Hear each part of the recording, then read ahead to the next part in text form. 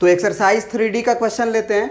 उसमें पहला क्वेश्चन बोल रहा है कि so that each of the following system of equations has unique solution and solve it.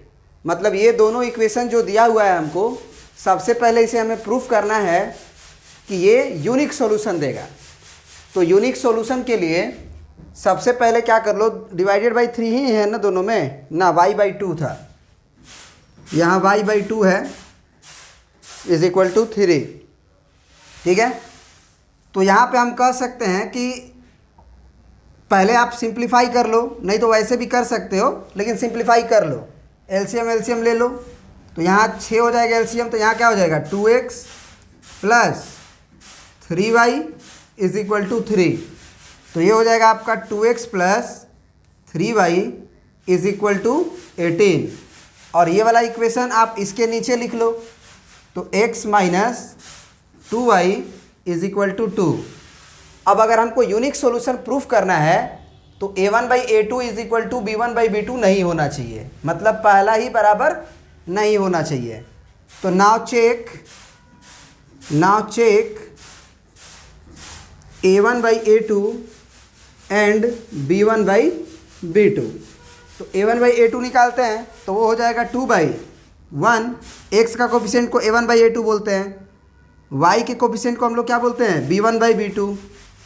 तो 3/-2, क्या 2 जो है वो -3/2 के बराबर होगा?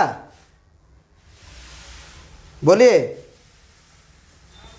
तो यहाँ पे हम लिख देंगे नॉट इक्वल टू, मतलब this imply a1/a2 is not equal to b1/b2। This imply equations has unique solution, equations has unique solution. Unique solution का मतलब एक और केवल एक सॉल्यूशन, यानी ग्राफ इंटरसेक्टिंग वाला है। अब हमको बोल रहा है कि एंड सॉल्व इट, सॉल्व करके वो जो सॉल्यूशन आएगा यूनिक उसे निकालो भी आप, है ना, सॉल्व करके आप उसे निकालो भी। ठीक है, तो अब क्या करें? तो अब हम लोग किसी भी मेथड से सॉल्व कर सकते हैं इसको, तो हम आपको ट्रिक वाला मेथड से सॉल्व करके बता देते हैं। ठीक है ना, तो ये हमारा ये वाला इक्वेशन को कंसिडर करिए दोनों को। तो ये हो गया 2x plus 3y equal to 18, और यहाँ है आपका x minus 2y is equal to 2। तो सबसे पहले ट्रिक वाला मेथड में हम लोग को RHS को खींच के LHS में लाना पड़ता है, ये कंडीशन है। और यहाँ पे आपका x माइनस 2y है ना, x माइनस 2y और -2 इज इक्वल टू 0। तो यहाँ से हम लोग को फार्मूला आता है x बराबर r/अल्फ़ा और y बराबर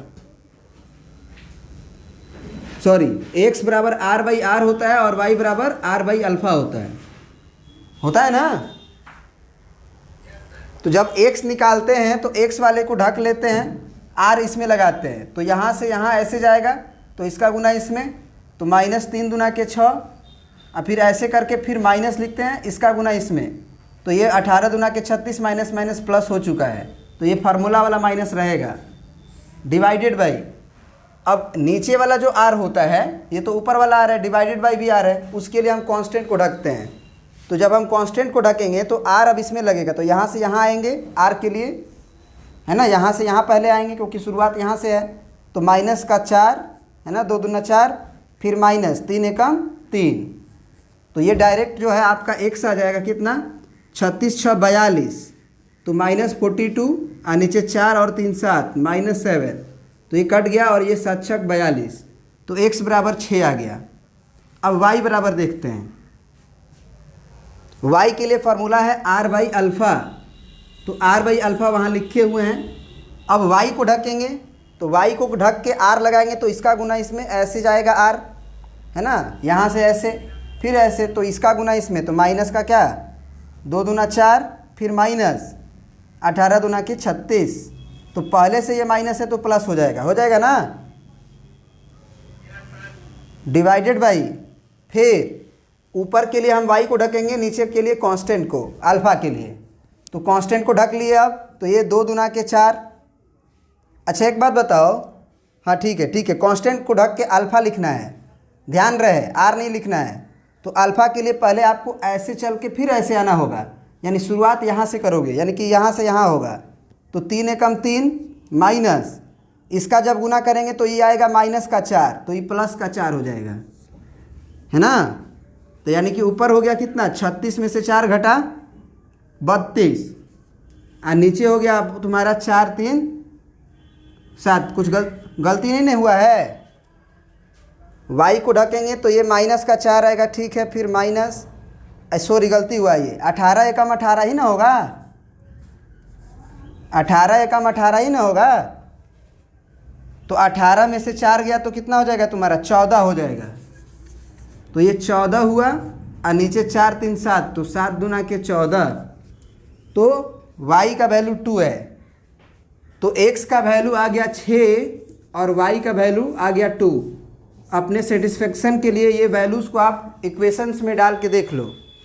तो x का वैल्यू अगर हम 6 डालें और y का वैल्यू 2 डालें तो यहाँ 6 पड़ेगा, तो 6 डिवाइडेड बाई 3, अब प्लस 2 डिवाइडेड बाई 2, तो ये 3 दूना के 6 आएगा, आइए 2 एकम 2 आएगा, तो 2 और 1 3, 3 के बराबर आता है ना। अब इसमें डाल के देखते हैं, x का वैल्यू डालना है 6, अब माइनस y का वैल्यू 2 डालना है, तो 2 दूना के 4, तो 6 में से 4 घटेगा तो 2 बचेगा, यानी कि सही आ रहा है। समझ में आया?